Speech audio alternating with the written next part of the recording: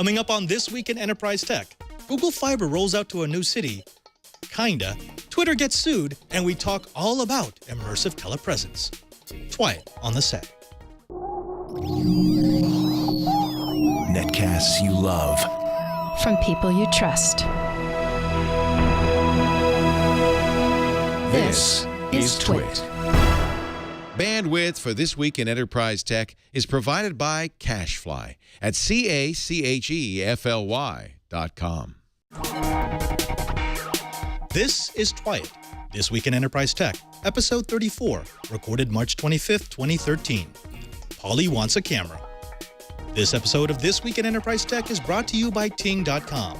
Ting is a new mobile phone service that makes sense. Save money with Ting. Pay for what you use, doesn't require a contract, and offers unlimited devices on one pooled plan. To save $25 on your first Ting device, visit enterprise.ting.com. That's enterprise.ting.com. And by GoToMeeting with HD Faces by Citrix, the powerfully simple way to meet and collaborate with colleagues and clients from anywhere. You can share the same screen and see each other face-to-face with HD video conferencing, even from an iPad. Sign up for your 30-day free trial today. Visit GoToMeeting.com, click on the Try It Free button, and use promo code ENTERPRISE. And by RingCentral. We do everything in the cloud. That's why I love my cloud-based phone system by RingCentral. Zero startup costs, and RingCentral is $20 per month per user. Try it now with a 30-day risk-free trial and buy one desk phone and get a second phone free up to 20 phones. Call 800-543-9980 or visit ringcentral.com and use our promo code TWIT.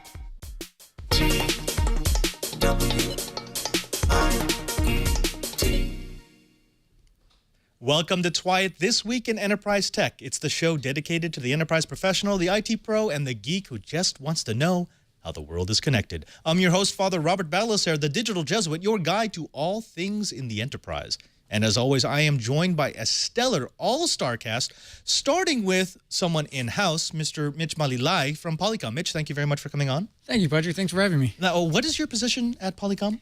I'm currently the SE manager for the Internet Telephony and Cloud Service Provider Group, supporting service providers across the country and Canada. Right, and you are a longtime collaborator with both Chibert and I on Interop. So we've known you for like a decade now. Nearly. Yeah, you're a big telecom geek, which is why we brought you in.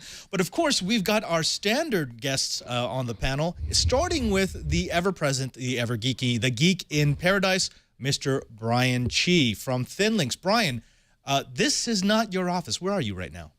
I'm home. Okay, home's good. Home's good. And are you still waiting for the installation of how much power do you have coming in solar-wise? Actually, it's a 7.6 kilowatt panel. It's actually 27 panels, and we actually put up a trellis work, and the panels go on top. So I actually get a covered patio, and I get to legally take a tax write-off on the whole thing. I like this. And at some point, we're going to have to go over there to film the Green Geek in Paradise. I mean, Hawaii, you got to have solar, right? Yeah, actually, I was thinking about doing the broadcast from out there, but it's still raining. Chibert, come on. You're going to let a little rain, a little water keep you from putting high voltage equipment outside? Yeah, Shame on you. Shame on you. Yeah. Well, let's go to our next panelist. We have, of course, Mr. Curtis Franklin from Enterprise Efficiency. Curtis, who was with me at Enterprise Connect last week. Curtis, how are you? You're still in Florida, yes? I am in Florida, back in the lab at the swamp today, but recuperating from last week at Enterprise Connect, getting ready to head out on the road again next week. I'll be at the SNW conference at the Rosen Shingle Creek talking about big data and business intelligence. Should be a good show. I love it. Big data, business intelligence, things that we actually care about. The last member of our panel, but certainly not the least, is the man who keeps us honest, the pulse of the internet generation, Mr. Oliver Rist. Oliver, oh, see, we may just smile already. Okay. It gets better every time I come on this show. How are you doing? Now, your standard answer is you're in Seattle and it's raining, but what is it like today? No, we have a beautiful day. It's sunny. It's 61 degrees. I shouldn't be on the show. I should be out on the motorcycle, but you owe me cash. Yes. At some point, we'll have to stream you on your motorcycle. It's actually nice to go on the road with the wrist. But let's get right to it. we start with our first Enterprise Byte, and that is the over-the-weekend leak of details about Windows Blue. Now, this is something that people have been speculating about, what the next version of Windows 8 is going to be like. In fact, there were rumors about Windows Blue even before Windows 8 was released. All of the screenshots that we have shows that it has smaller tiles, that it has more integrated SkyDrive features, that it has added a few applications in the native Metro side, so calendar and calculator, the alarm, and even a movie maker. But I think the big feature is going to be 50-50 sharing. And actually, if Jason will go over to my screen, so this is what a standard Metro looks like right now. I have the ability to do things like this, which allows me to do a 80-20 split on either side of the display. What the new version is actually doing is it's allowing us to do a 50-50. This is sort of a concession to the people who, well, they want more windowing options in the Metro side. Now, my question to the panel, I'm going to start with you, Oliver, since you have such a history with Microsoft, is this something that you think will allow more people to put away the desktop and live solely in Metro? Or will people still want to use the desktop to use Windows as they did with Windows 7? Well, first off, you're not supposed to call it Metro. That's right. I don't know what it's supposed to be called, but it's not Metro. Second off, can you show that picture again? Was that Jesus and his girlfriend? Oh no, this one? No. Off to the other side, the bearded guy. The bearded guy? Yeah, he had a big bearded guy. That guy. Yeah, absolutely. Yes, that is Jesus and his girlfriend. Okay. All right. Good to know. I guess you have pull up there in heaven. Of course. Again, I have to come back to only if the application library for Metro, not Metro, grows. Currently, I still think that's their biggest weakness. Yeah, the technology, I'm sure would, but without the app selection, I don't see anyone living in Metro. Right. Chibert, let me throw over to you. There were some rumors that perhaps Blue would allow people to default boot into the desktop side of Windows 8 and maybe even give us back the start button. Now, that didn't happen. We still don't have the start button. We still have that little charms bar. We still have a hybrid interface that boots directly into what I'm going to call Metro. I'm never going to stop calling it Metro.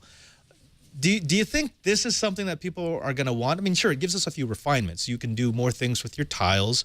You have more control over the subtleties of your Metro interface. But it seems to me that Microsoft is really saying, no, we're not going back to Windows 7. Actually, what I'm really puzzled about is when I got my original press releases about Windows 8 before it shipped, they were saying, well, you can do an install and you can choose the desktop as your default, or you can choose Metro as your desktop, or it'll open the market for third-party developers for custom GUI interfaces, which is, I thought was going to be a great change, especially for the people that do embedded systems and kiosks and things like that. I'm a little disappointed. I feel like it was a bait and switch. Someone made a change, and I don't think it was for the better. The other thing that I miss, I'm running on Mac OS X machine, and while I'm really thinking about moving towards back to Windows again, the thing that I'm going to miss the most is a feature called Spaces, where I can actually have multiple desktops. So I have all my chat tools in desktop 1, my main browser, email, and so forth, in 2 and 3. And it allows me to organize my system better. That's one thing I will miss when I move back to Windows. Curtis, CR1 in the chat room has said that it has to be an improvement over the Windows 8 UI. But if they're not giving us things like the start button, if they're not giving us things like the ability to default into the desktop side of Windows 8, do you really consider it an improvement? No, I think that there are two interesting things with this, and let me preface this by saying that if all of this is accurate, to me the two interesting things are, first, that, as you say, it doesn't offer that lifeline back to the Win 7 interface. So it really is a commitment to not Metro, or whatever the interface is called. This new tiled interface is being doubled down upon by Microsoft in the Blue release. Now, the second thing is, when you look at all of these are tablet-oriented changes. These are things that are designed to give someone using this on a touchscreen, on a tablet, more options and some of the things that they wanted. It does absolutely nothing for most people who would be using it on a laptop, on a traditional desktop sort of platform. And to me, that may be the more interesting thing, that Microsoft has heard all of the comments made by people, heard all of the criticisms, and all of the improvement here is in the direction of the mobile user, of the tablet user in particular. And I think that says a lot about where Microsoft sees the market going over the next few years. And that has huge implications for all the enterprise people out there. Right, right. You know, the sad thing for me has been, I actually like Windows 8. It is far more stable. There have been so many improvements behind the scenes, behind the interface, that are really worthwhile. It's just the nagging things about the way they've designed the UI that I think are really big barriers to entry. Let me go over to you, Mitch, because you are sort of, you are the closest thing in this group to a real-world enterprise user. We all do things for our jobs, for technology. We try Windows 8. We try different OSs. You do things because they're productive, because they help you to work better. Right. Do you see a move to Windows 8 from Windows 7 now that they've made these changes? You know, from an enterprise perspective, I don't. You know, there's still far more tools for the employee that's still based on Windows 7, and if I can say XP for that matter. But you're slowly seeing the progression, and I think, you know, you go into a Best Buy today, you see the wider selection of touchscreen tablets, and I think that's where a lot of the direction is headed. I think we're not there yet. Maybe in a couple months, half year, not sure. Okay, yeah. Well, we'll just have to see. Let's move on to our second story, and that is Google Fiber reaches a new city. Kind of. Not really. Well, sure, why not? They have, I'm not even going to try to pronounce this because we've had several pronunciations in the chat room. Olathe, Kansas, which is about 25 miles away from Kansas City. So it's not that far away from their current rollout. The city has a population of about 128,000, and it has the same pricing, which is $120 a month for 1 gig up and down, or $70 a month for 1 gig up and down without the HD television service. Now, there's no word if they'll offer the $300 one-time payment for a lifetime of 5 megabit per second download connection, but it seems to be that, okay, maybe we've seen 3 deployments now. The original Kansas City deployment, the deployment to the second part of Kansas City, and now the deployment to a city 25 miles away from Kansas City.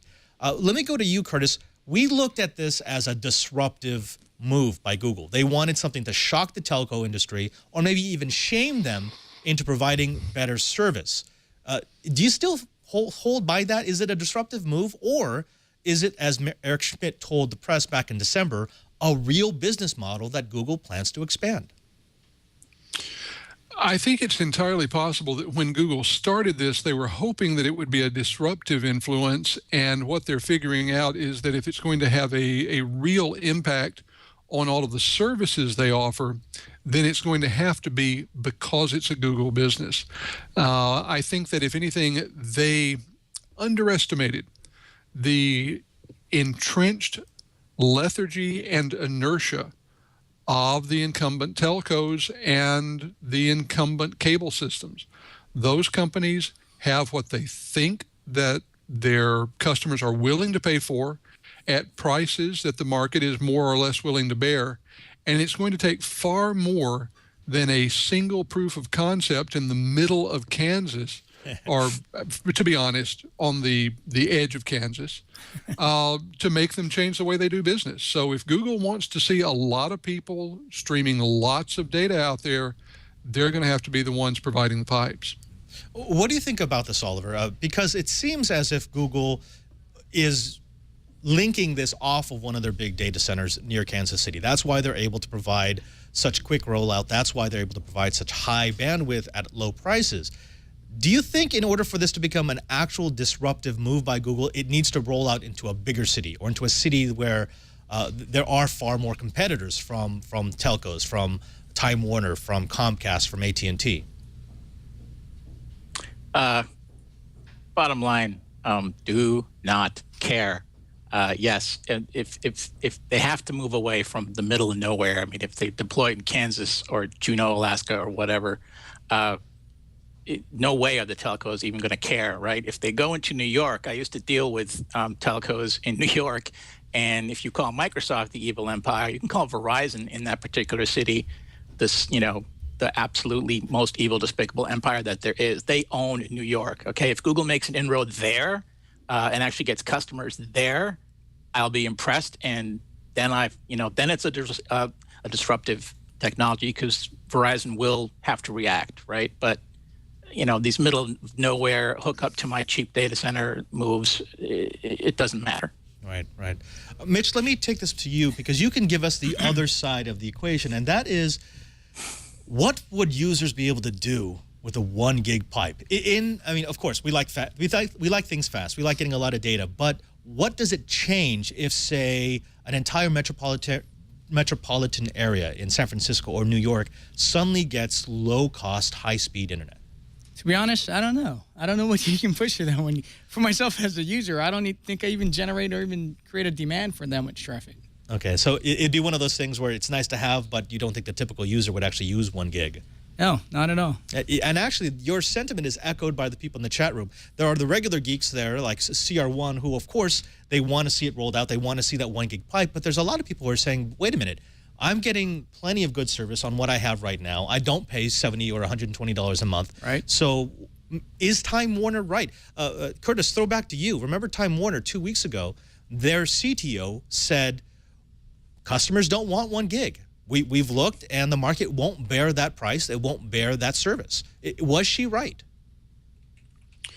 Well, I think the question is whether the market would bear the service the way that Time Warner is likely to price it, or whether the larger market would bear the service at what Google's charging for it now. I'm paying more than $50 a month for about 10 meg service, and if someone said, hey, for an extra $20 a month you can get gig up and down, would I take it? You betcha. On the other hand, I know that this is one of those areas where a lot of people are very sensitive to the price, especially when it comes to the cable company, and that's largely because of what they see happening with the rest of their cable bill. So to get back to your question, I think that if the cable companies priced it along their normal model, which would include at this point gig service at somewhere around $500 a month, then of course the market's very limited. If they could roll it out at a price similar to what Google's charging, would the market eat it up? I think it would. Cheebert, let me throw over to you for the last word on this topic. Several people in the chat room had mentioned that maybe they would pay it for $70 a month for 1 gig up and down because they're paying close to that for, say, 15, 30, or even 50 megs up and down. If Google were able to roll this out in a major metropolitan area, let's say they linked off of one of their colos in Chicago, near Chicago, would that then force the telcos to change their game, or would it still be a sort of a wait-and-see game? I gotta see a wait and see. The cost of running that fiber is just insane, and we'll see. Google can only make this work when they do it large scale, and they don't have to go and negotiate with lots and lots of different people for usage of hang the fiber on the poles or stick the fiber in the conduits underground. This is going to be their biggest problem as they start going into major metro areas, because there's usually no one authority to negotiate with for who gets to hang what on poles or stick in conduits. New York would be a nightmare. Even Honolulu, we had a big unconference not too long ago, and we were talking exactly about this. And in Honolulu, because there's so many different authorities to deal with, we seriously doubt Google Fiber would ever come here. We want it here, but I doubt it's going to come here. Right. I think the bottom line here is exactly what Oliver stated, which is we really shouldn't care. We could get excited, but we really shouldn't care until Google has proven that they can actually roll out this service in an area that has complicated business relationships, where it's difficult to roll out the fiber, where it's more expensive to roll out the fiber.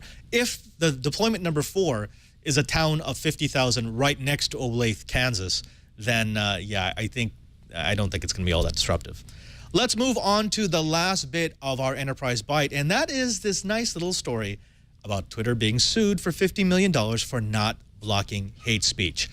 This story started back actually last year and into the beginning of this year. The suit was brought by the Union of Jewish French Students. The trouble started last October. There was a rash of anti-Semitic French language tweets and hashtags on Twitter. Now, Twitter complied with a request by the student union to remove the tweets and hashtags by actually going through the French language Twitter pages and removing those users, removing those hashtags. But then the student union went one step further and said, we don't want you just to remove those tweets. We want you to tell us who they are. We want email addresses. We want locations. We want all the information you've collected about those users. Twitter kind of hem and haw. They wanted to look at, okay, do we actually have to do this? What are the privacy ramifications? And now the student union has come back and said, you did not respond within 50 days, and therefore we're suing you for $50 million. It's now in the hands of a French court. Now, this reminds me of Italy arresting 2 Google executives back in, I believe it was 2006, because Google had a video of bullying up on YouTube, and the French court said, well, you were responsible for that. This is something that we're seeing far more often, where there seems to be a fundamental misunderstanding of what services like Facebook or Twitter or YouTube actually do. Oliver, I want to throw to you first. If this stands, and if this becomes commonplace for services, for common carriers, for social networks to be responsible for what's actually put on their network, what does that do to Web 2.0? I don't think it's a misunderstanding of what YouTube does. I'm not a lawyer. I'm not sure what the laws are, but I know freedom of speech laws are different in different countries, right? You can't say whatever you want, especially if it's damaging to certain groups everywhere in the world. That's just America. So it's on Google to make sure they're complying with those laws if that stuff is served up in different countries. I think already a precedent has been set for that for other internet sites. So again, not a lawyer, but if I'm right, then it's on them. I don't know about the $50 million. I think it sounds like students are running that, right? That's a move the kids would make. But yeah, I got a suspicion it's sadly it's on Google. Okay. Curtis, over to you. What does this do to, say, free speech implications? Okay, sorry about that word. If we start holding, let's say, Google Plus responsible for every single post that a user puts up. Let's say someone puts up on Google Plus, I hate X, and a student group for X gets upset. If Google can be held responsible each and every single time that happens, it basically kills the business model, doesn't it? Well, here's where we get into the complication of being an international business. The internet has, for a long time, operated by essentially the rules of the U.S., which are very open. But what we're finding is that gradually more and more countries are deciding that what happens on their soil or happens to their citizens is under the control of their courts, regardless of whether it involves the internet or not. For a company like Google, like YouTube, like we're seeing a new thing out just today, Skype with Saudi Arabia. It means that if they're going to make their service available in a particular way for those countries, then they certainly have to abide by the laws of those countries. That makes it awfully complicated, and it makes it, I think, to a point where new companies have to seriously look at all of the countries where they could be seen, all of those countries where they could be accessed, and decide whether they're going to have services particularized for those countries. If they are, then they better have some attorneys on staff who can guide them as far as those nations' laws. The entire world does not operate by the laws of the United States, and most of the world is pretty happy about that. Mitch, over to you. Red 5 in the chat room has said, you have to understand how widespread anti-Semitism, you have to understand how widespread hate of the Jewish people is in France. I'm just having trouble with my words today.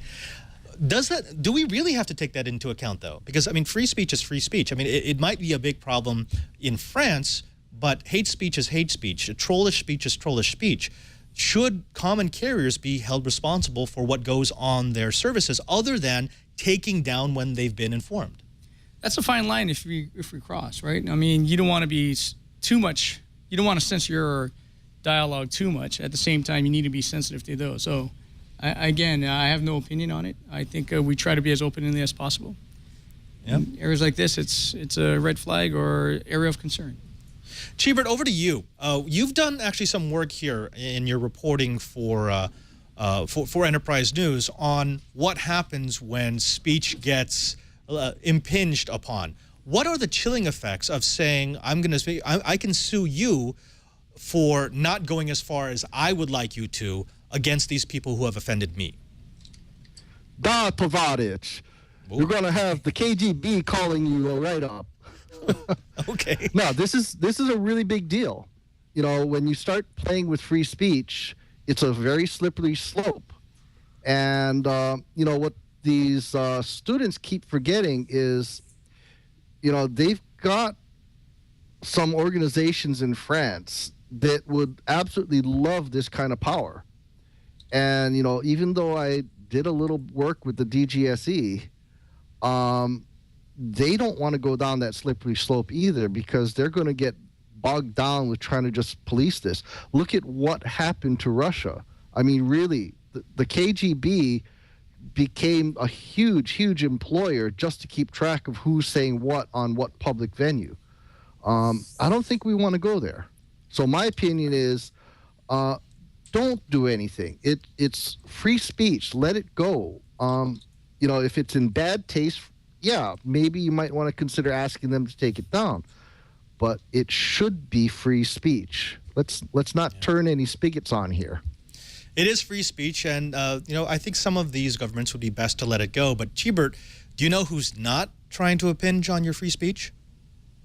No, Padre. Who's not impinging on my free speech? Well, that would be Ting.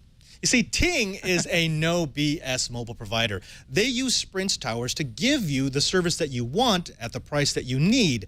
Just what you're using, nothing more. Now, how is Ting different? You see, the reason why Ting is different is that there are no contracts. There are no early termination fees. It's truly and completely contract-free.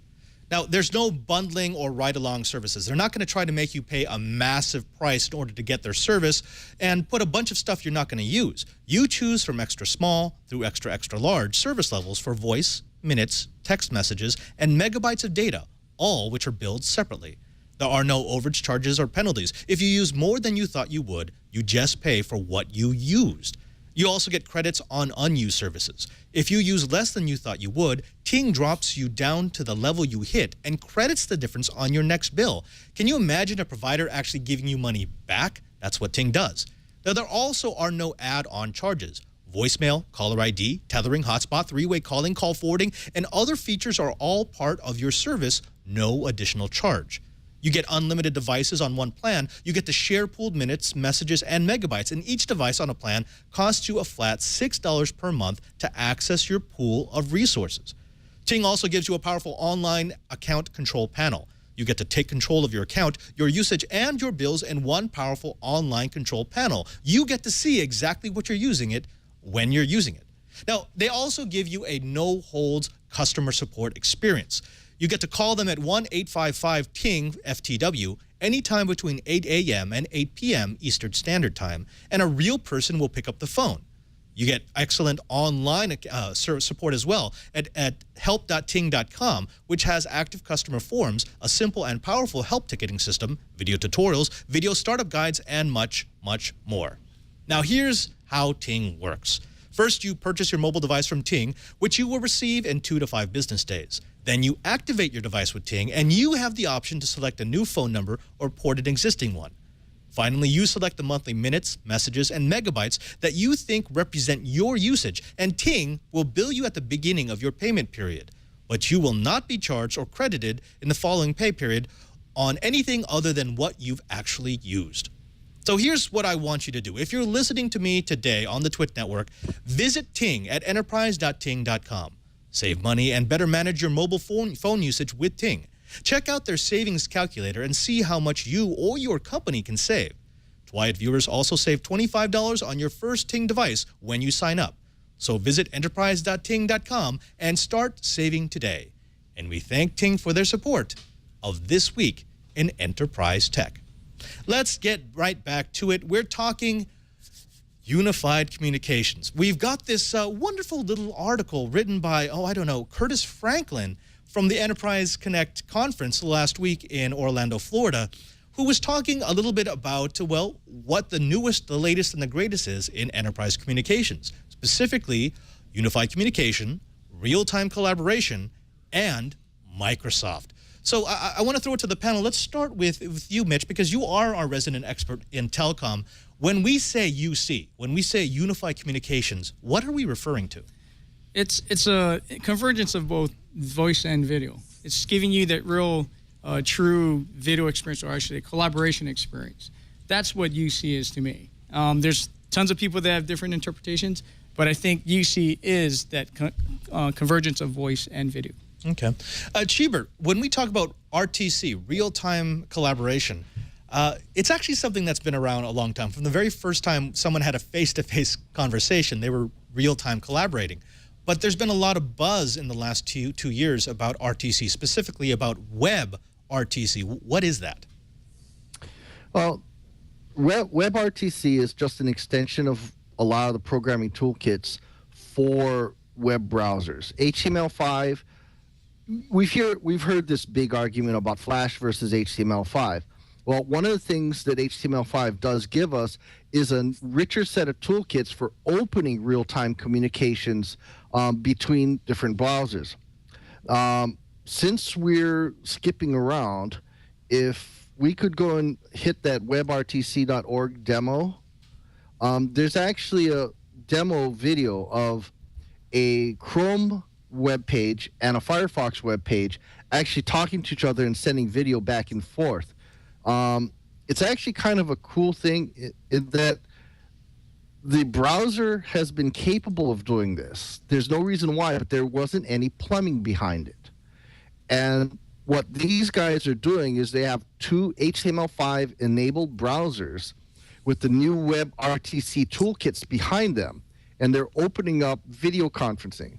So what we have is we don't need these thick clients anymore. We don't need to have a fully big installation of Skype, or we don't have to have a big installation of an H323 application. We can now open it up from any HTML5 enabled browser, throw some plugins in, and instant video conferencing. Nice. So nice. It's a nice step forward. How well it will work, don't know yet. It's all experimental at the point. Oliver, another word that's been thrown around a lot because it's been exploding, as you mentioned before the show, is Lync, Microsoft Lync.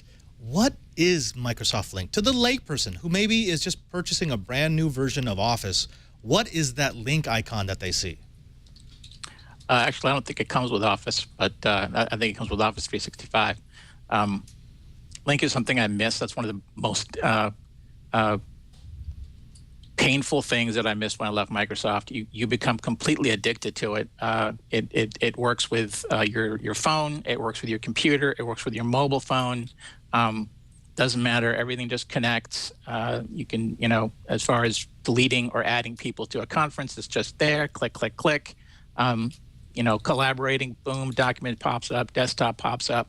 It all just works. So yeah, HTML5, that's a cute thing, but as Brian said, it's experimental. So currently, if you just wanted to work, Lync is my favorite. Right. Curtis, I want to go back to you because you actually did write the article that we're using as the foundation for the segment. You talked about how Lync has really taken off. We first heard about Lync, maybe 3 years ago, 4 years ago. It really started getting out there. We heard rumors of what it could do. It's since then been adopted by everyone from Polycom, Mitch's company, who's sitting right next to me, to companies who are trying to provide services. They're trying to give you everything in one pane of glass, so to speak. So if you're a services company, it combines all your collaborative communication tools along with your database and your calendar and your RTC. Why do you think Lync has gained so much traction so quickly, aside from the fact, as Oliver said, it just works?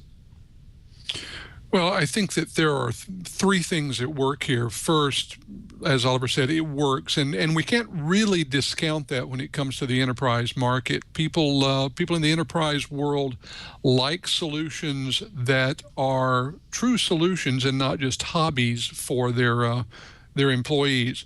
The second thing is that it does have the Microsoft backend structure supporting it. It integrates beautifully well with Windows Server 2012. It can be made to integrate parts of its functionality with the workflow that can come through SharePoint, and it makes sharing documents, workflow, forms, all of these things very easy. The third thing is that Microsoft has done with Lync what they have done so well with many of their products, and that is they have iterated on a basic idea over and over, making the product better every time until it truly is a very good solution. You know, Lync started out as something that was just a voice over IP product. Then it started bringing in things like the Office Communicator functions. It added the video. Presence is a huge deal, being able to let people know whether you are available to be called. You know, all of these things start coming together, all of them tie together into a wonderful package that can be easily integrated, and you have the recipe for a success in the enterprise market. That's what Microsoft has with Lync. Cheebert, there's a question in the chat room of from Rad, who asked, why did Microsoft buy Skype if Lync was going to blow up? I actually had a chance at Enterprise Connect to speak with a Microsoft executive, and I asked him that exact question, and he just smiled and he said, well, the smart companies are realizing that you can't just focus on enterprise. You need to offer a full spectrum of products, and that's why Microsoft acquired Skype. They want to go everywhere from consumer to enterprise. Do you see that being worked into Lync? I mean, I know you were a very early adopter of Lync. You had one of the very first servers set up. You really delved into it early.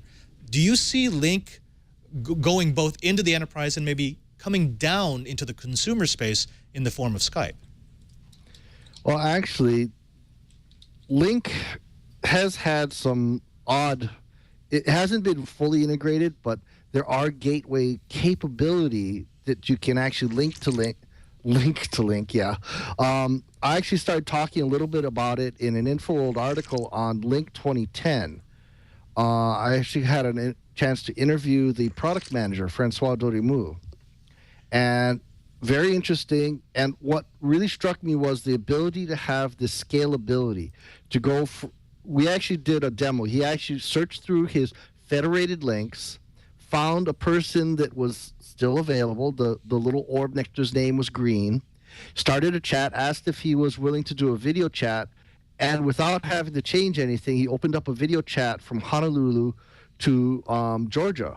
And the HD webcam image was so clear, I could actually see the little curlicues of smoke coming off the guy's cigarette. Now, as Skype becomes more and more part of the Microsoft ecosystem, Skype has a lot of really good technology, not the least of which is there are public servers that allow you to have upwards of half a dozen to a dozen people in a video call simultaneously, a la Google Hangouts.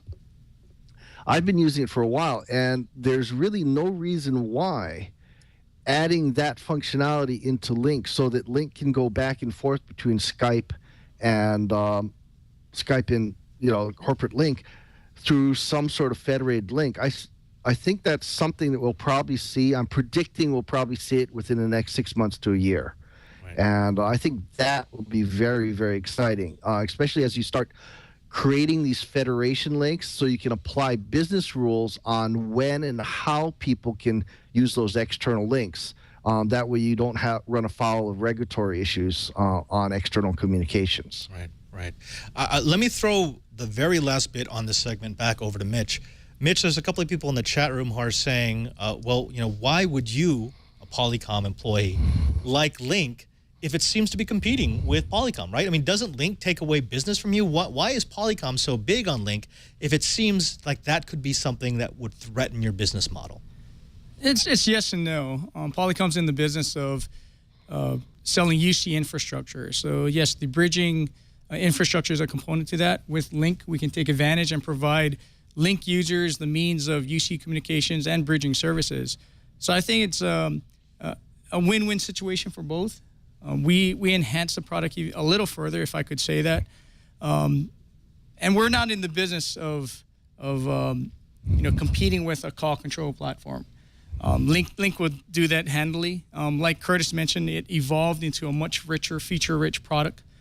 But as far as competition, no, I don't think we're afraid of the competition. We actually work very well together in providing the bridging infrastructure for those Link clients, as well as manufacturing some of the voice endpoints for the Link environment as well.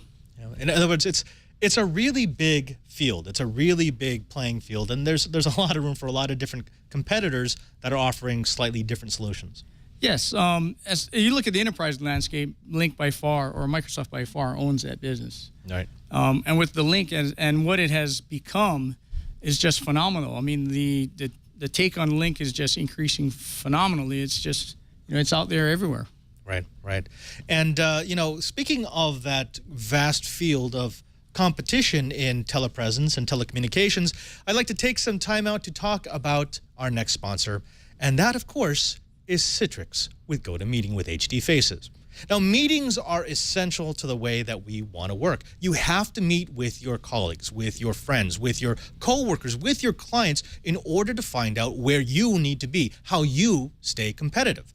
Now, sure, we love emails, texts, and attachments. We love the different ways of getting electronic bits of data back and forth to one another, but nothing quite replaces the ability to see someone, to actually interpret their face, their body language, everything when making the important decisions of your business. Meetings done right are an opportunity to share ideas, solve problems, and develop creative solutions. But with the modern workforce spread out over sometimes great distances, meeting face-to-face can be time-consuming, expensive, and often plain impossible. It's those kinds of forced meetings when your team members are made to sacrifice their time and productivity to the meeting that meetings become counterproductive. That's why I use GoToMeeting with HD Faces. It's a powerfully simple way to meet and collaborate online. I like having Citrix as a sponsor because I use GoToMeeting on an almost daily basis. You see, my work used to take me around the four corners of the globe on a weekly basis, just to keep in touch with my colleagues. That's days, weeks, and months on the road, all while losing my health, my sanity, and my productivity. GoToMeeting not only allowed me to keep in touch with my colleagues in the field without having to fly to their location, but I would argue that our communication is better now than it was before, because we can meet as often as we want to get the work done. Now, here's how it works. You set up your meeting with a few mouse clicks, and everyone receives an email invitation to that meeting. Now, with a single lightweight client that runs on your Mac or PC, tablet, or mobile device, you're in the meeting. With GoToMeeting, you can share the same screen, passing control back and forth to one another, and with the built-in HD video conferencing, online meetings are like being in the same room, with you able to see all the nonverbal communication that is important to doing your thing. Plus, GoToMeeting now makes it possible to present your meeting from an iPad, the ultimate in mobile meetings. I love GoToMeeting. It's easy to use, and with HD Faces, it's just like meeting in person, and I know you'll love it too. So here's what I'd like you to do. I want you to try GoToMeeting free for 30 days.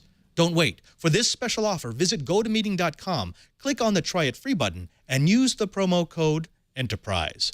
Be sure to use the promo code ENTERPRISE. GoToMeeting, meeting is believing.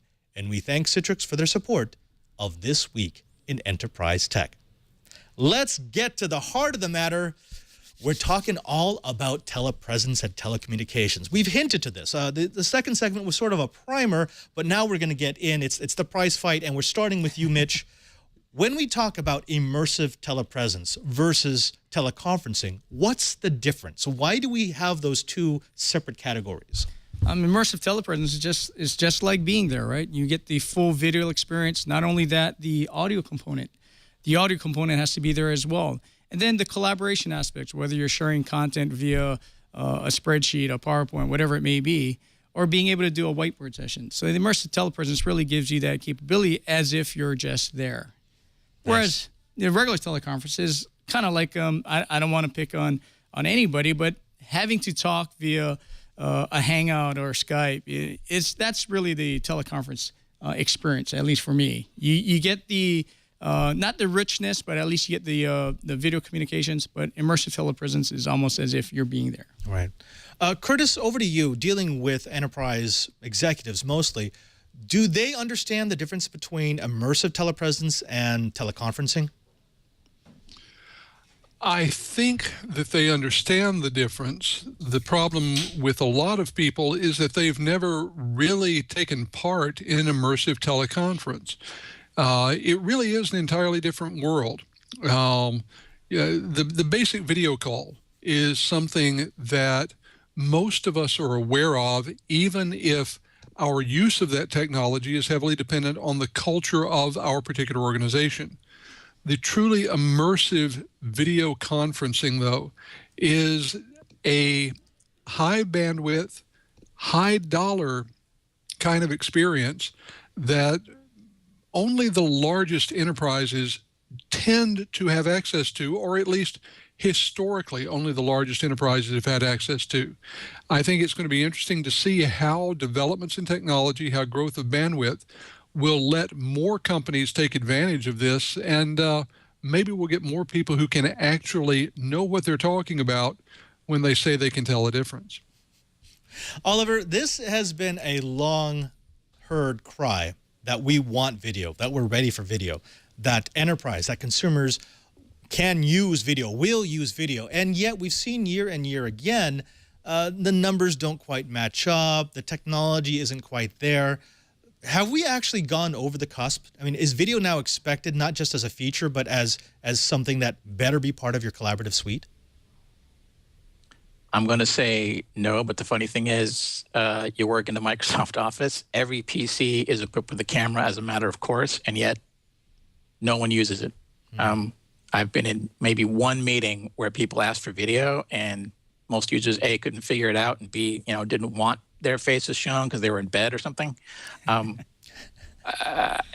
don't see it as a pervasive thing just yet. I see CFOs, in my head, I see CFOs trying to be sold on this and just look at the guy going like, why would I spend money on this? My users are more than satisfied with what they have now. Why do I need all this expensive stuff? And honestly, I'm not sure I see the actual tangible value. I think it's a great, for lack of a better word, a luxury, but exactly being there, if I'm spending all the money, I wouldn't look at it. I mean, I would look at it, but I probably wouldn't do it. I'm glad you brought that up, Oliver, because that's a prevalent thought, and that is, this is expensive. If I'm going to do immersive telepresence, and I'm not just talking about two guys with a laptop or hooking up via Skype or GoToMeeting, whatever it might be, but actually setting up an expensive, full-featured, high-quality telepresence, I'll call it a real presence room. Some people will balk at the price. Mitch, let me go over to you. I'm sorry to ask you a difficult question, but how can you justify that? How can you look at how expensive something like that would be and sell it to a business and say, look, this is what you want, this is what you're going to use?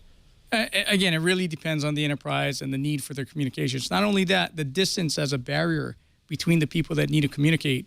One of the members in the chat room asked about our RPX room.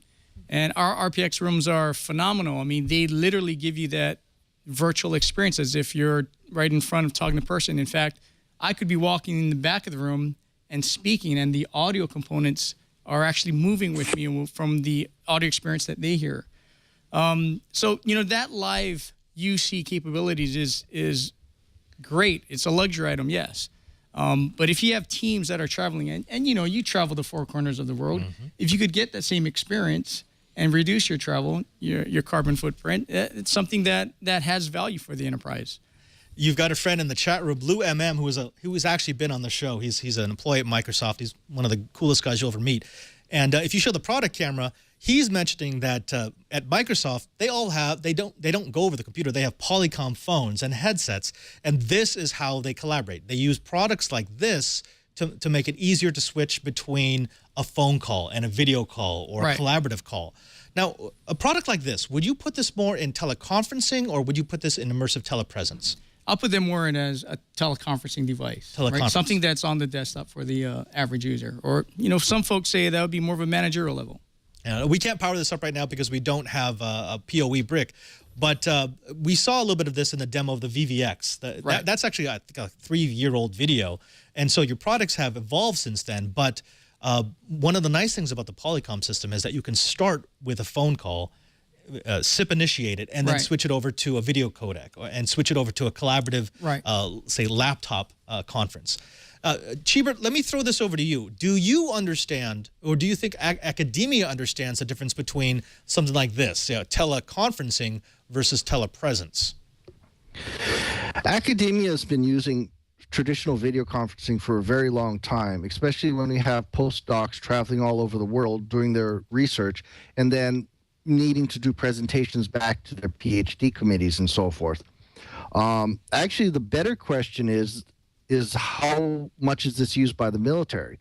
In 1997, I did a demonstration using broadcast quality video codecs to link a couple of booths at an FCS show in Honolulu. A cadre of admirals actually went running past my booth, and my video just stalled. And they actually had this whole thing. It's like a Stooges act where you got boom, boom, boom right in as the 4-star stopped in front of my booth to look. And I had these big monitors, and it was clear enough that he almost could imagine being there.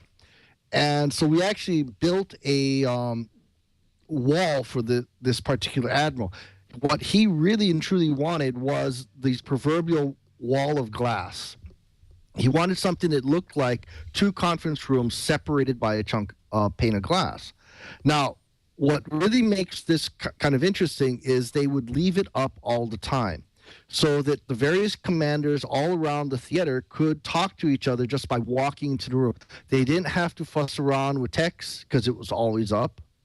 They didn't have to fuss around with clipping on microphones because they had microphones that would follow them around. They actually spent a ton of money on things like Gettners for echo cancelers so they could hang a whole bunch of microphones all around the room. The Polycom immersive video system, that wonderful, I think Mitch called it a VVX. I've actually got a chance to try those. Those are amazing. Now, what this kind of system does give you is the flexibility. It gives you the ease of just literally walking into the room. You just schedule the rooms and it's up. Polycom, part of the thing that I learned about the Polycom system is not only is it the hardware of the room, but it's also the service behind it.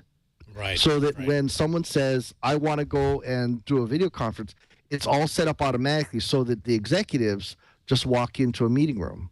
That's pretty powerful stuff, but it's really expensive. Once the price comes down a little bit more, maybe we might see higher adoption. But right now, those video conference rooms, I believe, are fairly rare. Yeah, that's the virtual NOC services that you're describing, Cheebert. And you're right. They are really expensive. But again, for certain enterprises, and we have tons of them that are out. And, it's more than what you can count on 2 hands. But I'm sure it's not as numerous as our actual phone endpoints, since those are in the millions. But you're right, and it's the RPX room that really gives you that experience. Right. There's a lot of people in the chat room who are they're throwing up alternative options. I mean, yes, you could go with Skype. Yes, you could try a Google Hangout. Yes, you could do GoToMeeting. It's interesting. You told me about this before we started the show, and that is Polycom doesn't necessarily see themselves in competition with all the different ways to communicate with video. You're trying to establish a particular niche, and I believe Cheebert covered that very well. Mm-hmm.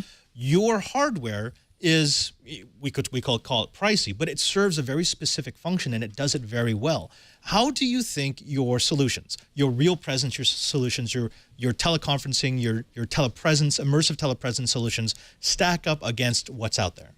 Yeah, so thank you for using those branding names. So our real presence platform is truly that. It's the UC infrastructure. And then we have multiple endpoints like our RPX room or immersive telepresence, as well as endpoints that fit and goes down the scale from conference rooms to smaller rooms to the desktop like the VVX phone here. We're in the business of really taking advantage of our UC infrastructure, the bridging component, being able to provide the Hollywood, the Hollywood Squares type of aspect. At the same time, I think the other competitors that are tailoring more toward the consumer market are literally building demand for us for the bridging capabilities. So, the mobile tablets, the applications that are on the tablets and iPhones and all the other smart devices. Polycom also has what we call a Real Presence Mobile that's available for both the Android and iPhone variants, and they're available on the app stores. But again, it's really for a consumerized play where you're doing point-to-point video. Mm-hmm. But at the same time, once people experience point-to-point video and get used to it and comforted, they want to do more. They want to collaborate with more people. They want the bridging capabilities. So that's where it evolves into really a UC infrastructure that we manufacture. Right. I want to move into the next bit of topic about this, and that is immersive telepresence versus straight-up video conferencing. There were 2 articles about an IDC report that were basically looking at the year-over-year growth of immersive telepresence. So that's the high-end telepresence that we've been talking about. And it basically, we're seeing a top out around $700 million a year of business, the lion's share, the vast share, which is owned by Cisco and Polycom.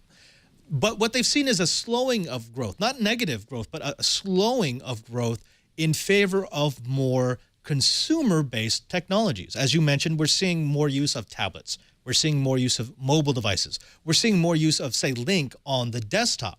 I want to throw this to Oliver first. Oliver, when we see the slowing of the super high-end telepresence systems and an increase in the growth of let's call them teleconferencing devices and teleconferencing services, what does that tell you as an analyst? What does that tell you about where we're headed for video in the enterprise? I'd have to read that report, but I'd probably, based on my experience, disagree with it. I really don't. I've got a medium business mindset, right? So I'd have to put myself in an enterprise, CTO's place who has millions of dollars to burn. But even those guys, I mean, every study I read, everything says you have to do more with less. Even enterprise CTOs, more with less, more with less, more with less. I don't see them opting to use this when they have much cheaper options. I mean, Lync isn't inexpensive, but it does have the video if you want it. Microsoft did put out that goofy, camera that they have it in every conference room. Again, nobody uses it. The one with the multiple lenses to get everybody in the room with facial recognition, blah, blah, blah. I don't see that being used, and I think they only use it because, it's theirs. I would have to disagree. I don't think that's growing, and I'm expecting it, in fact, to take a decline. Wow. Okay. I like this. Thank you for the honesty. Curtis, let me throw it over to you. We just spent an entire week at Enterprise Connect. So both of us are kind of filled with the buzzwords. We're filled with the PR releases. But what if video is shrinking? Or what if the enterprise is pulling back? I mean, do you actually see that? Well, I think what we may well see is sort of the high-end, if you will, formal video conferencing shrinking for at least a bit. We know that business travel has gone back up. And I think we could see the formal video conferencing starting to go down. But I think that in many organizations, what we're starting to see is a rise in what we'll call casual teleconferencing, casual one-to-one or perhaps small work group video conferencing, using the quality that's available through Skype, through Google Plus Hangouts, and through the various public transport systems like that. Here's what I think is happening. In the same way that the telephone gave us one level of acceptable audio quality for calls, then cell phones gave us a still lower level that people were willing to deal with.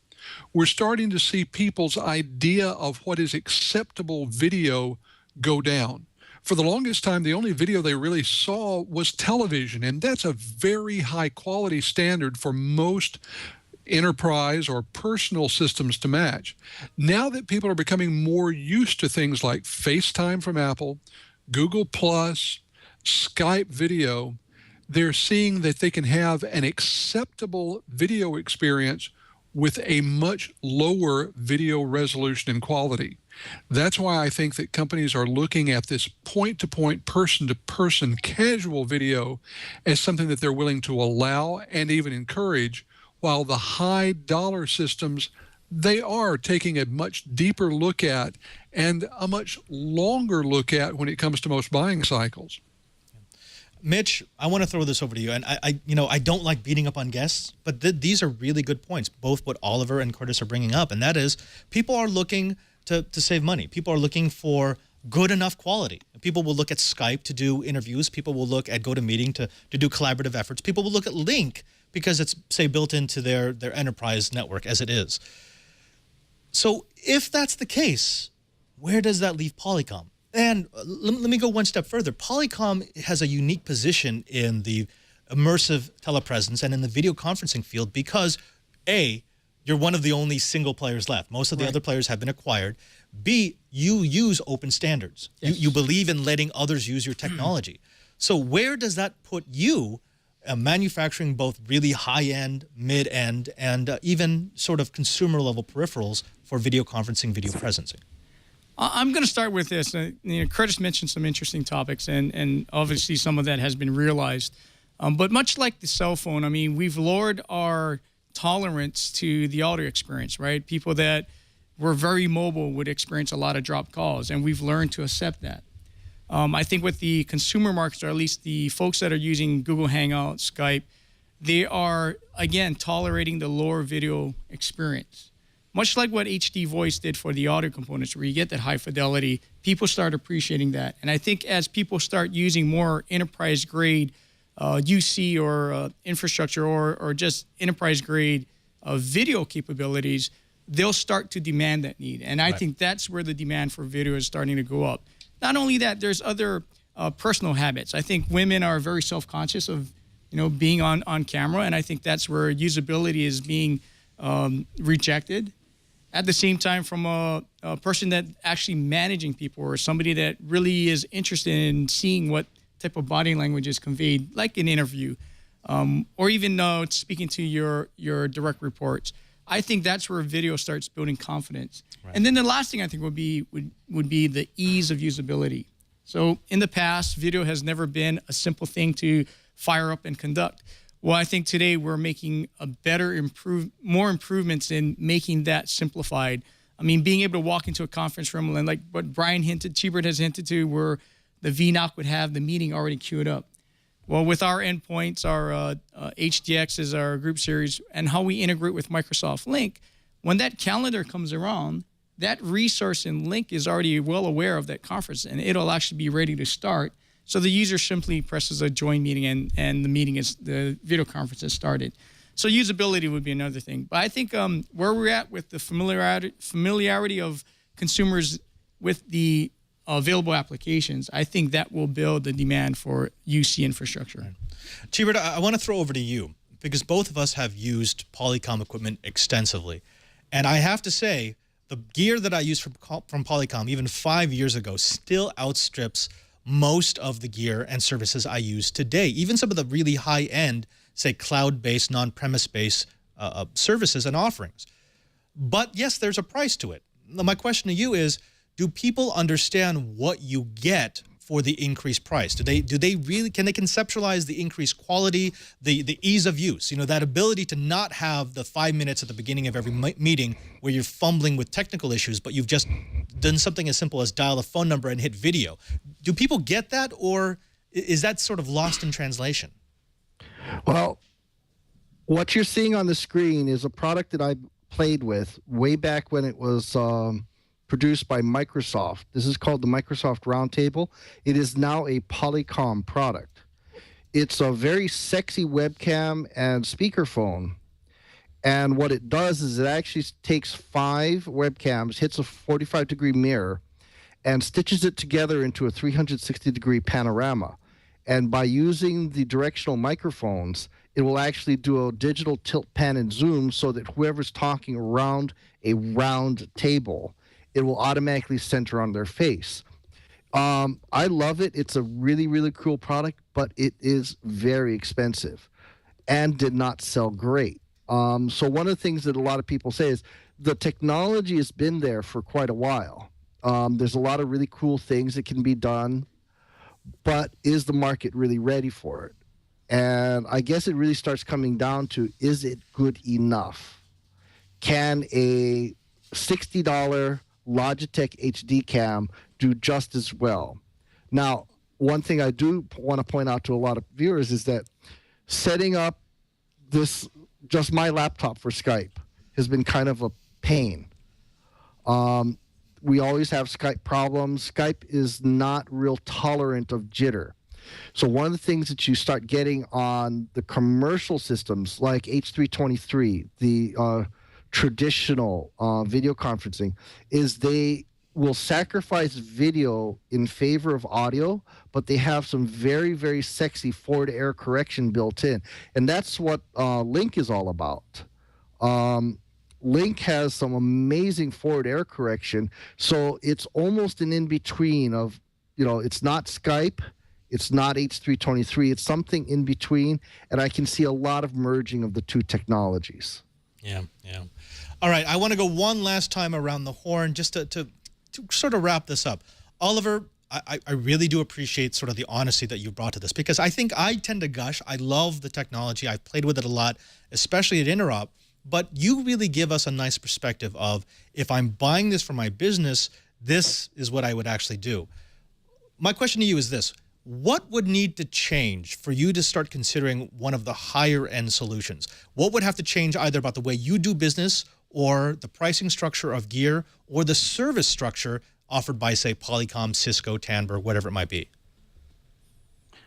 For me, it would have to be two things. One, the price would have to come down, and two, I would have to see my partners, maybe my customers, adopt this more. This really, as an internal only feature, even if I was in an enterprise, I'd have to question it, right? If it's something I can use with customers to impress them, or to communicate with them on a deeper level, then I would consider it. But again, most times I don't think you're going to find that, right? I think the vast majority of people aren't using it. So unless penetration improves and more universality is seen in this, I don't see it really being much of a factor. Curtis, same question to you with a slightly different bent, and that is dealing with executives as you do at Enterprise Efficiency. What do you think executives need to be convinced about before they make the buy-in, before they actually dedicated the resources, the manpower to implement immersive telepresence, real presence, or teleconferencing? Well, I think that what it's ultimately going to come down to for most executives is the bottom line, as it tends to. Will we be able to save enough money in travel costs, for example, to justify this? That's the basic trade-off that teleconferencing salespeople have been using for years and years. It's the travel versus teleconferencing trade-off. But it's really more than that, because I think what we get down to is, will there be enough of a difference made in face-to-face, where I can see the face of someone I'm talking to, and to get back to UC, to sharing desktops, to sharing open screens? Can we collaborate in a way that makes a difference? Now, I'm going to mention one thing that I think would help with this, and that is, Oliver mentioned greater universality. Beyond the fact that a lot of people need to use this, we need to have better ways for people not to care which teleconferencing system their customers, their partners, their suppliers are using. Right now, you have to care, and that's a problem. When we can have systems that make it such that any system can call any system, that will be a day when we can see really dramatically greater growth in the immersive video conferencing field. Gilbert, I want to throw over to you, and I think you and I both come from the same background, and that is engineering geeks. We have gear that's thrown into our laps, and we just love to see what we can do with it. So my question to you is, looking at the gear that's coming out from Polycom and from others, the latest in Cisco gear that we got to play with 2 years ago at Interop, some of the lower end gear that we're seeing at events like Enterprise Connect that is starting to give the higher end telepresence rooms a run for their money. What's going to happen in the next 1, 2, 3 years when we have, like, say, a standards-based company like Polycom versus a more proprietary-based company like, let's say, Cisco? And I really shouldn't be mentioning names here, but I'm going to do it anyways. What do you expect to see? Put on your journalist hat here. I'm expecting to see more and more convergence. You know, we got to keep in mind, one of the things that we demonstrated at Interop in the iLab several years ago was how to make several UC systems start talking to each other. What is, in my mind, the most powerful feature of UC is actually presence, where you can actually know beforehand, is the person busy? Is the person in a meeting? And being able to apply business rules to it, I think, is amazingly powerful. You know, one of the examples I put into my article was you can make yourself busy, but set up a business rule that your team can send you text messages. So if you're going into a meeting and your team needs to feed you those last-minute budget numbers, that's pretty powerful. Being able to say, I'm in Paris, don't disturb me because I'm sleeping. We've wanted the ability to set time zone sensitivity in our cell phones for years and years and years. But it hasn't quite happened yet, but it's getting there. I'm going to start saying we're going to start seeing convergence. We're going to start seeing more and more products being able to talk to each other. Federation is better understood now. It's going to be clumsy at first because they're going to be gateways. But as people start demanding, people wanting to use it, people wanting to say, I don't want to leave a voicemail message. I want to know immediately whether they're in a meeting. That's a great thing. And one of the cool things that the product manager from Link told me was his number of hours of voicemail has gone down by nearly a factor of 100, because now within the Microsoft organization, why leave a voicemail when you know the person's busy? Why even call in the first place? So send them a chat, send them an email, or if they're not busy, do a video conference. I think convergence. I think that's where we're going to start seeing a lot of interesting things. Mitch, I give you the last word. Thank you for coming into the studio. Where do you see Polycom playing? Because again, you are in a unique position, being standards-based, being open, being the player that still works alone, that still gets to sort of define your own path. Seeing the pressure from consumer end products, seeing the pressure from something like Link, which got so much market share so quickly, where do you see the future of devices like this, of teleconferencing devices and telepresence systems? Well, for what I see for the immediate future is, we've all accepted VoIP, and it's part of everybody. It's ubiquitous now. And I think for service providers that are doing hosted voice, they'll actually take our endpoints and really penetrate the market further by providing video capabilities. That's where I think for the near term where we're headed. For the service provider market, that will be providing true UC to the masses. And as far as, again, once people become comfortable with using it, the enterprise community at large will really pick up and use video conferencing. Right. Now, I'm going to make this promise to you. We're going to have you back, because we are going to get far more into UC. We're going to get way more into enterprise connectivity. I want to bring in a couple of different vendors and let you have it out. Will you accept that invitation? Yeah, I think we'd be excited about doing something like that. Okay. But before we go there, I do want to thank the last sponsor of the show. Now, did you know that when Leo built the Brick House, he decided that everything should be in the cloud? Our email was in the cloud. Our scheduling was in the cloud. And so when Russell, our IT guy, came to us and said that there was a way to put our phone system in the cloud to get a full-featured PBX without having to install anything here at the Brick House, well, it was a no-brainer. We love RingCentral. There are zero startup costs. There's no PBX hardware to install or maintain. RingCentral allows us to easily customize all of our call handling. Our producers get their voicemail in their email, and we can even get all of our fax messages right on our smartphones. And now they have a brand spanking new feature, Business SMS. Now you can send text messages to your customers and colleagues from your business phone number. No more using your personal number. It all looks professional. Now, RingCentral offers all-inclusive pricing, as low as $20 per month per user. You can start right now with a 30-day risk-free trial, and they have a special offer for my listeners. When you buy one desk phone, you get a second phone free, up to 20 phones. So call this number, designated for my listeners, 800-543-9980. That's 800-543-9980. Once again, for good luck, 800-543-9980. Or you can go to ringcentral.com and use the promo code TWIT. That's ringcentral.com, promo code TWIT. And as an extra special bonus, this month is the 137th anniversary of the first telephone call.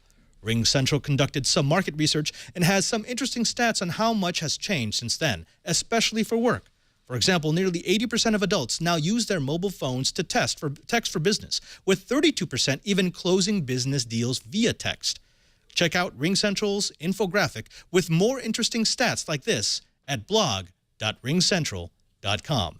And we thank RingCentral for their support of This Week in Enterprise Tech. Now, you've used up another hour listening to This Week in Enterprise Tech. I want to thank all of our panelists, starting with you, Oliver. Oliver, you know, I love when we have you on because you are honestly the voice of reason, the voice of honesty. Tell us, what are you doing? What can people find? Where can people find your work? Publicly available, not very far. There's not a lot of it out there right now. I just did an Office 365 review that went up on, I helped with it, actually. It went up on InfoWorld about a couple of weeks ago. And once again, I'm looking at Windows Server Essentials at this point, although that's been out for so long, I now have to change the focus to having lived with it for a while. So that's a very different perspective than, hey, this is what the basic feature set is. So I think that'll be an entertaining review. Fantastic, fantastic. Over to you, Curtis. What's going on in enterprise efficiency? I know you're traveling. I know we just did a live show last week. What do you have coming up next week? Well, next week, as I said, I'll be down in Orlando once again at SNW. That's a storage, to be honest, networked storage and business intelligence show. A lot of CIOs. I'm going to be live blogging. So if people are curious about what's going on there, ask them to check over at enterpriseefficiency.com later this week. I'll have my schedule up.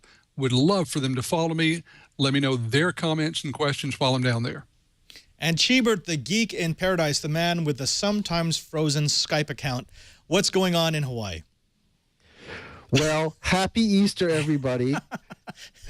And for those people in Hawaii, tomorrow is Prince Kuhio Day, one of the many extra holidays that Hawaii folks get because we're celebrating our basically the royal history of the Hawaiian island chain. It's a party day, let's be honest.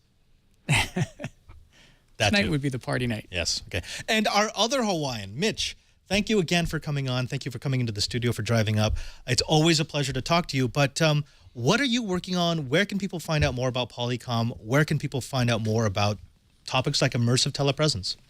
That's easy. That's www.polycom.com. What I'm working on is just the typical daily Polycom grind. Just the geek stuff. Just the geek Just stuff. the geek stuff. And you know what? We're going to have more when we start doing our Interop coverage.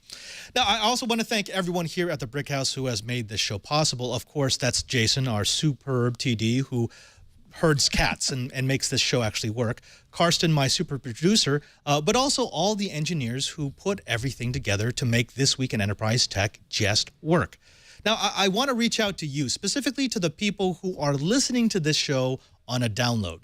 Did you know that we do this show live every week? That's right. On Monday at noon Pacific time, you can go to live.twit.tv and find out exactly how this show is put together. You'll be able to see things that happen before the show and after the show.